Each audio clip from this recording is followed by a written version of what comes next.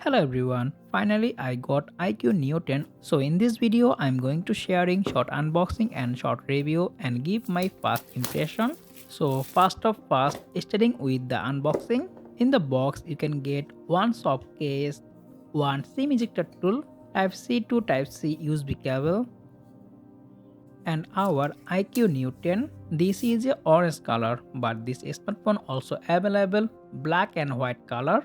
My first impression is excellent. The smartphone look like and feel too much premium in the hand. Yeah, the smartphone look like too much similar to its predecessor, but the camera layout slightly changes. The smartphone comes with fully flat with the aluminum frame. The smartphone featuring 6.78-inch LTPO AMOLED panel with 1 big color supported with 144 Hz refresh rate and HDR10 Plus supported, and the display is 1.5K resolution, and the good side is the smartphone comes with maximum 4500 nits peak brightness, so you can easily use this smartphone directly in sunlight. Another good side is the smartphone comes with the Qualcomm Snapdragon 7 Gen 3 SoC with 18750 GPU and 12GB RAM and 12GB virtual RAM with 256GB storage.